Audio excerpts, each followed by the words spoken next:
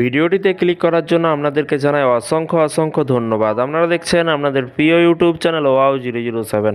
তো ফ্রেন্ডস, সবাই কেমন আছেন? নিশ্চয়ই খুব ভালো আছেন এবং সকলেই চিন্তিত আছেন যেইভাবে এই বিভিন্ন রকম সমস্যা চলছে। এই কিছুদিন আগে চাকরি বাতিল, এখন আবার 5 লক্ষ ওবিসি সার্টিফিকেট তাদের কিন্তু বাতিল করলো। যারা ওবিসিতে চাকরি করছিলেন, যা ওবিসির আন্ডারে চাকরি করছিলেন, ওবিসির কোটাতে আপনারা চাকরি পেয়েছেন, তাদের ভবিষ্যৎ কী হবে, সমস্ত কিছু বিষয় নিয়ে আলোচনা এই চ্যানেল থেকে পাবেন। চ্যানেলটিকে সাবস্ক্রাইব করে রাখুন। আজকের গুরুত্বপূর্ণ আপডেট হলো বাড়বে বেতন, আরও 4% ডিএ বাড়তে চলেছে। কবে গঠিত হবে অষ্টম বেতন কমিশন এবং বড় খবর সামনে এলো। ভিডিওটি সম্পূর্ণ দেখবেন। যারা নতুন আছেন চ্যানেলের, এই ভিডিওটি প্রথম দেখছেন, চ্যানেলটিকে ফলো করে রাখুন, সাবস্ক্রাইব করে পাশে থাকা বেল আইকনটিতে প্রেস করে রাখুন পরবর্তী লেটেস্ট আপডেট পাওয়ার জন্য। এখানে বলা হয়েছে ভালো খবর, সরকারি কর্মচারীদের জন্য ফের কিন্তু বাড়তে চলেছে বেতন। কেন্দ্রীয় সরকারি কর্মচারী এবং পেনশনভোগীদের জন্য মহার্ঘ ভাতা 4% বৃদ্ধি হতে চলেছে। 1 জুলাই থেকে কিন্তু মহার্ঘতানের হার কিন্তু 54% পৌঁছাবে। বর্তমানে কেন্দ্রীয় সরকারি কর্মচারীরা 50% হারে মহার্ঘ ভাতা পান। নিয়ম আছে যে মহার্ঘ ভাতার হার 50% অতিক্রম করার সাথে সাথেই সরকারকে পরবর্তী বেতন কমিশন গঠনের বিষয়ে গুরুত্ব সহকারে বিবেচনা করতে হবে। তবে এখনও পর্যন্ত এই বিষয়ে কোনো ঘোষণা করা হয়নি। দেখতেই পাচ্ছেন এখনও পর্যন্ত অষ্টম বেতন কমিশনের কোনো কিছু ঘোষণা করা হয়নি। C Kumar, staff side national council JCM সদস্য এবং অল ইন্ডিয়া ডিফেন্স এমপ্লয়ি ফেডারেশনের সাধারণ সম্পাদক বলছেন যে কর্মচারীদের জন্য ডিএর বর্তমান হার 50%। 1 জুলাই থেকে 4% বাড়বে। মুদ্রাস্ফীতি ক্রমাগত বাড়ছে। কিছু মাসে কয়েক পয়েন্টে পার্থক্য থাকতে পারে। কিছু যখন চার্টটি 2024 সালে জানুয়ারি থেকে 30 জুন 2024 পর্যন্ত তৈরি করা হয়, তখন তার উপর ভিত্তি করে ডিএ বা ডিআর কমপক্ষে 4% বাড়তে নিশ্চিত। লোকসভা নির্বাচনের ফলাফল ঘোষণার পরে অষ্টম বেতন কমিশন গঠনের দাবি কেন্দ্রীয় সরকারের কাছে কিন্তু রাখা হবে।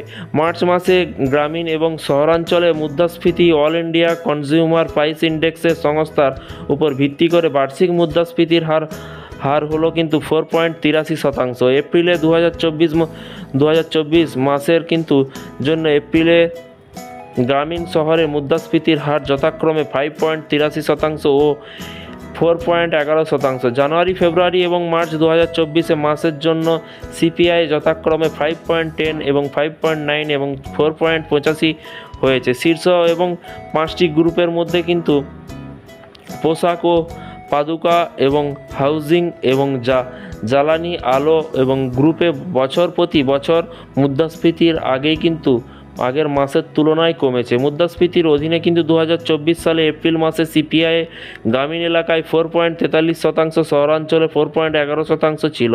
মিলিত শতাংশ হলো কিন্তু 4.43%।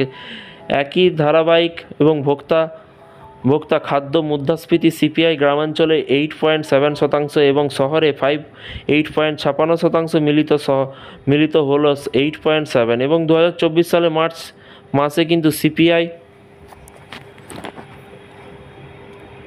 গ্রামীণ এলাকায় 5.51% এবং শহরাঞ্চলে 4.14% ছিল এবং মিলিত শতাংশ হলো 4.85%। একই ক্রমানুসারে কিন্তু 2024 সালে এপ্রিলে কনজিউমার ফুড প্রাইস ইনফ্লেশন গ্রামীণ এলাকায় 8.75% এবং শহরে 8.56% হয়েছে। মিলিত শতাংশ হলো কিন্তু 8.70। এবং মার্চে 2024 জন্য সিপিআই শহর এলাকায় কিন্তু 8.50% এবং শহরগুলিতে 8.41% ছিল।